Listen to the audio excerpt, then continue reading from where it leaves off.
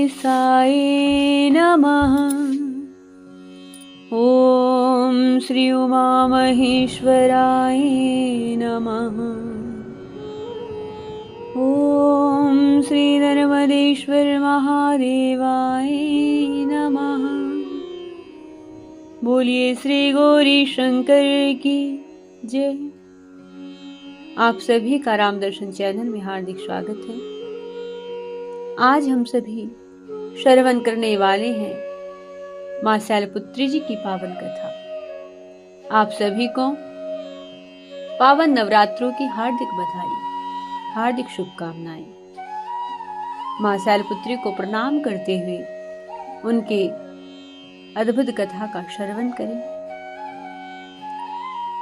बड़ा ही पावन अवसर है नवरात्रों का।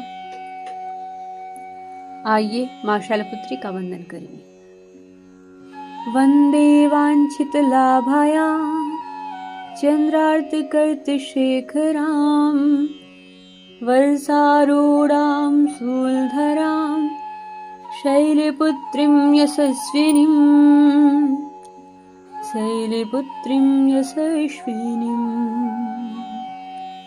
बोले मां शैलपुत्री की जय।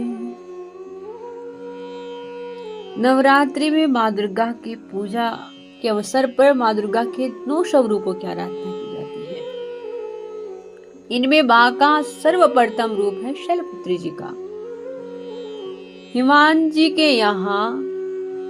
हिमालय पर्वत के यहाँ मां पार्वती के रूप में जन्म लेने के कारण उनका नामकरण हुआ शैलपुत्री के रूप में, अर्थात शैल की पुत्री।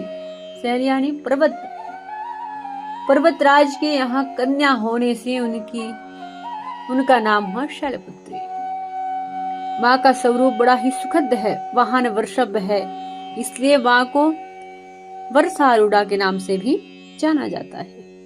इन देवी के दाएं हाथ में त्रिशूल धारण कर रखा है, बाएं हाथ में कमल सुशोभित है। यही देवी प्रथम दुर्गा है।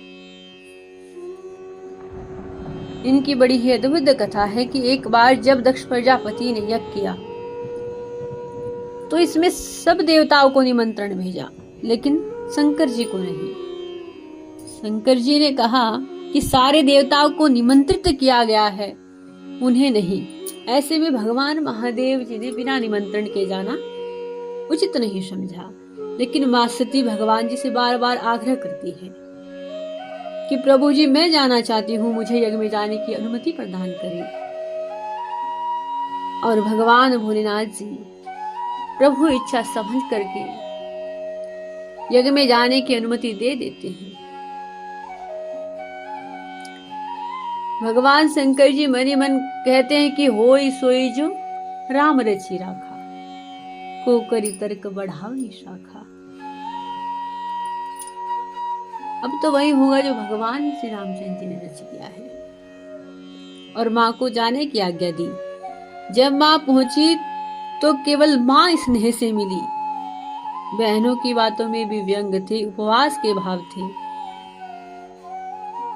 भगवान शंकर के प्रति भी तिरस्कार का भाव था। दक्ष ने भी उनके प्रति अपमानजनक वचन कहे। इससे मां सती जी को बड़ा कलेश पहुंचा और वे महादेव जी अर्थात अपने पति का अपमान सहन न कर सकी और योगाग्नि के द्वारा दक्ष के उस यज्ञ में मां ने अपने आप को जला करके भस्म कर दिया। इस दारुण दुख से व्यथित होकर के भगवान शंकर जी ने उस यज्ञ का विध्वंस करा दिया।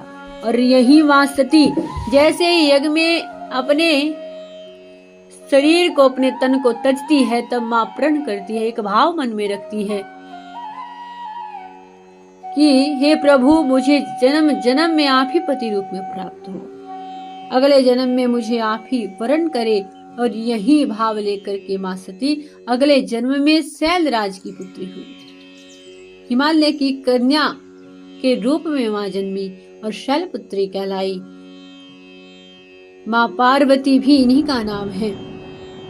शैलपुत्री का विवाह भी भगवान शंकर जी से हुआ और शैलपुत्री शिव जी की अर्धांगिनी बनी और यही शक्ति स्वरूपा मां दुर्गा है।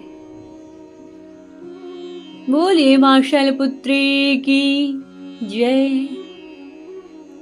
अतः भगवान महादेव को प्राप्त करने के लिए मां ने शैलपुत्री स्वरूप धारण किया